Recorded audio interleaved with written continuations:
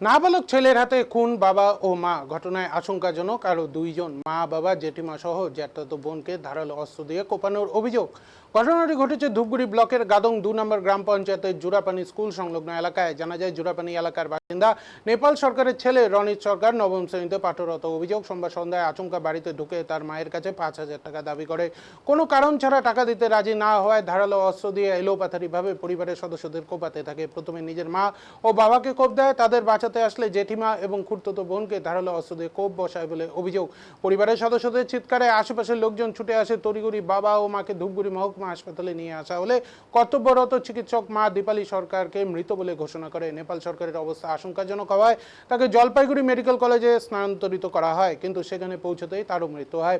জেঠিমা এবং খুড়তুতো বোনকে প্রথমে ফালাকাটা সুপার স্পেশালিটি হাসপাতালে নিয়ে যাওয়া হয়, পরে শিলিগুড়ির একটি বেসরকারি নার্সিংহোমে নিয়ে যাওয়া হয়। তাদেরও অবস্থা আশঙ্কাজনক। এদিকে 4 জনকে কোপ মেরে কীটনাশক খায় অভিযুক্ত এবং স্কুটি নিয়ে পালানোর চেষ্টা করে, পালাতে গিয়ে পড়ে যায়। পরবর্তীতে পুলিশ পৌঁছে তাকে মহকুমা হাসপাতালে নিয়ে আসে, তাকেও জলপাইগুড়ি মেডিকেল কলেজে স্থানান্তরিত করা হয়েছে। তবে কি কারণে 4 জনকে মারলো তা এখনো পরিষ্কার নয়। প্রাথমিকভাবে অনুমান, টাকা চেয়ে না পেয়ে এই ঘটনা। মৃত নেপাল সরকারের ভাগ্নে তাপস সরকার বলেন, অভিযুক্ত নেশা করত এবং মোবাইলে আসক্ত ছিল। এদিনও টাকা চেয়েছিল। আর্থিক অনটনের সংসারে টাকা না দিতে পারায় প্রথমে মা বাবাকে দা দিয়ে মাথায় কোপ দেয় বলে অভিযোগ। তারপরে বাকিদের উপর একইভাবে হামলা চালায় বলে জানান তিনি। ঘটনার খবর পেয়ে ঘটনাস্থল সহ হাসপাতালে ধূপগুড়ি থানার বিশাল পুলিশ বাহিনী পৌঁছয়। ইতিমধ্যে পুরো ঘটনার তদন্ত শুরু করা হয়েছে। ঘটনায় ব্যাপক চাঞ্চল্য ছড়িয়েছে গোটা এলাকায়। পরিবার সূত্রে জানা গিয়েছে, জেঠিমা সন্ধ্যা সরকার এবং জ্যাঠাতো বোন প্রিয়াঙ্কা সরকারকে শিলিগুড়ি ভর্তি করা হয়েছে। অভিযুক্ত অবস্থা বর্তমানে স্থিতিশীল রয়েছে বলেও জানা গিয়েছে।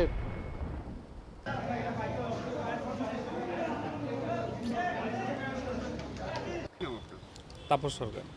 কি হয়েছিল ঘটনাটা? ঘটনাটা সন্ধ্যের দিকে, তো হট করে ফোন আসলো বাড়িতে ক্যাচাল, তো গিয়ে দেখি মামি পড়ে আছে, মামির মাথাতে দা দিয়ে কোবাইছে। পরে দেখি মামাকেও একই অবস্থা।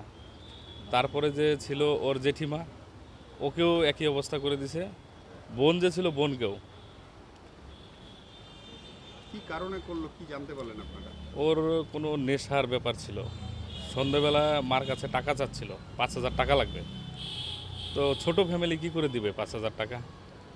অল্প আয় দেওয়া কি সম্ভব? কোনো মোবাইলে গেমে আসক্ত ছিল? গেমও খেলতো মোবাইলে। এর আগে কোনো ঘটনায়? এর আগে বছরখানিক আগে নিজের হাত পা গলা ব্লেড দিয়ে কাটছিল। তো ওখান থেকে আনার পরে ডাক্তারের কাছে ট্রিটমেন্ট করা হয়েছে। আমরা হয়তো ভাবছি সুস্থ আছে, কিন্তু কালকে হঠাৎ করে ও এরকম রুদ্রমূর্তি ধারণ করবে কেউ বুঝতে পারিনি। কিসের নেশা করতো?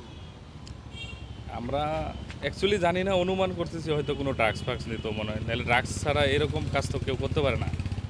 শুধু মাথার মধ্যেই কুপাইছে, আর অন্য কোথাও না, শুধু টার্গেট মাথা ওর। কয়জনকে কোপাইছে? 4 জনকে। কে কেমন রয়েছে এখন? ওর মা বাবা দুজনই মারা গেছে, খুব বাজে অবস্থা। বোন আর জেঠিমা? আর বোন আর জেঠিমাও সিরিয়াস অবস্থা, ওনারা শিলিগুড়ি নার্সিংহোমে আছে। আর উনি এখন কেমন আছে? ওনাকে পুলিশ নিয়ে গেছে, ওনার খবরটা ভালো করে আমরা নেই। কীটনাশক খেয়েছে? কীটনাশক খেয়েছে শুনছি। কি চাচ্ছেন আপনারা? কি চাচ্ছে?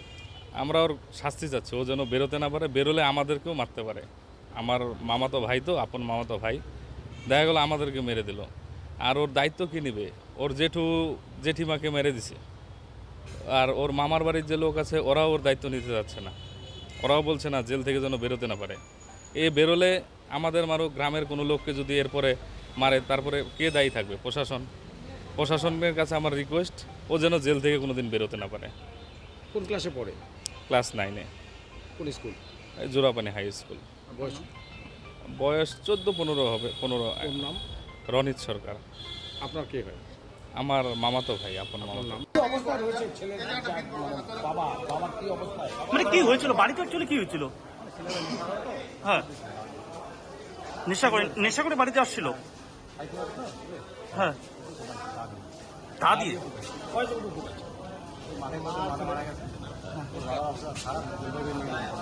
আর ওর যে জ্যাঠাতো বোন এবং জেঠিমাকে? জলপাইগুড়ি।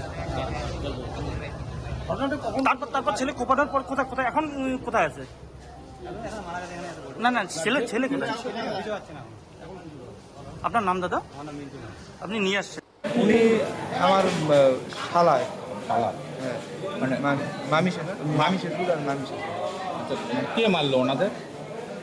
আমি এক্স্যাক্টলি এখনো পর্যন্ত জানি না, যেহেতু আমি স্পটে যাইনি, আমি ডিরেক্ট বাড়ি এখানে। তো শুনতেছি যে ছেলে, মা, বাবা, কাকু, জেঠু, জেঠিমা আর জেঠাতো বোন, তিনজনকে, এই কয়েকজনকে ইয়ে করে আঘাত করেছে। জানি না আমি এক্স্যাক্টলি সবার, মানে যে মারা গেছে তোমার কি হয়? তিনি আমার মামি শ্বশুর। কি নাম? ওনার নাম তো exact আমি জানি না। কোথাকার ঘটনা এটা? শালবাড়ি স্টেশন, শালবাড়ি। কি নিয়ে ঝামেলাটা এটা ঝামেলাটা কিছুই তো জানি না, আমরা তো আকাশ থেকে বললাম ঘটনাটা। আমি তো আমার বাড়ি তো এই মরঙ্গা চৌকি, আমি তো, যে হামলা করেছে তার নাম কি? তার নাম রনি। রনিত। মোট কতজন আহত রনিত কি? রনিত সরকার। মোট কতজনকে হাসপাতালে নিয়ে আসা হয়েছিল?